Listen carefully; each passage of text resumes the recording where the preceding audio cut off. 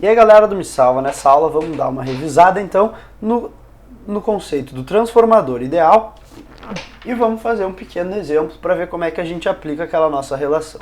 Então a primeira coisa que a gente não viu na nossa aula passada é o modelo do transformador. Como é que a gente vai representar o transformador nos nossos circuitos? É dessa forma aqui. Então esse aqui é o nosso transformador ideal.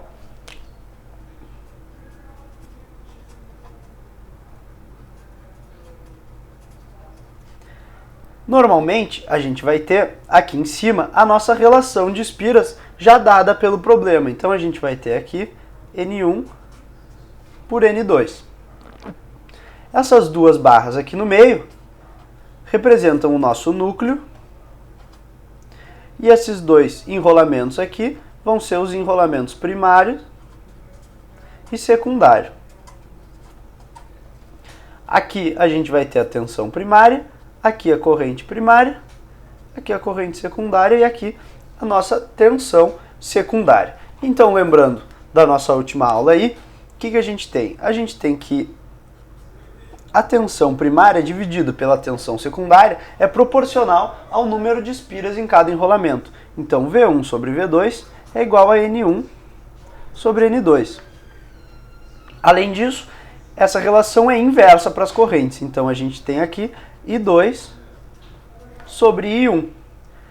Isso se deve ao fato de que as potências aparentes, S1 e S2, são iguais, porque a gente não tem criação nem desperdício de energia. Então, vamos aplicar essa relação num exemplo bem fácil aqui. Então, olha só, a gente tem aqui um transformador ideal, no qual está sendo aplicado 100 volts aqui no terminal primário, tem uma resistência de 100 ohms no terminal secundário e a gente quer calcular aí as correntes I1, I2 e as potências também. Então, olha como eu falei, aqui em cima a gente tem a relação de espiras.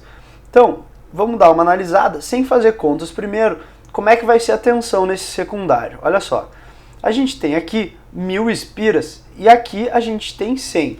Então, tu tem que lembrar que a tensão é sempre tão maior quanto maior for o número de espiras. Portanto, se aqui a gente tem 1000 para 100, aqui a gente vai ter uma tensão menor do que essa aqui.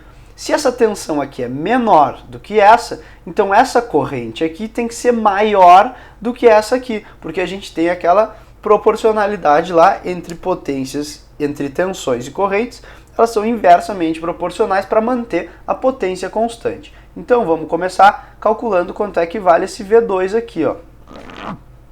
Então a gente sabe que V2 sobre V1 é igual a N2 sobre N1. Portanto, o V2 vai ser igual a N2 sobre N1, que multiplica V1.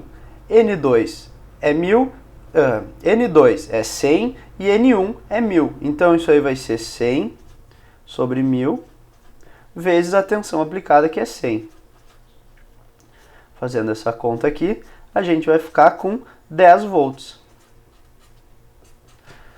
Na verdade, essa é uma conta que daria para tu fazer de cabeça. Porque se o número de espiras está caindo aqui, ó, em 10 vezes, ou seja, 10 para 1, então com certeza essa tensão também vai ser 10 para 1. Então 100 vira 10. Para a gente calcular a corrente I1, a gente vai ter que primeiro calcular a corrente I2. I2 vai ser V2 sobre R, ou seja, 10 sobre 100, que vai nos dar 0,1 ampere. Agora, olha só, se tu usar aquela mesma lógica que a gente usou aqui para determinar V2 sem fazer conta, a gente pode fazer para o I2. Então, a gente sabe que o V2 é mais baixo. Então o I2, olha só, V2 é menor que V1. Então, o I2 tem que ser maior que o I1.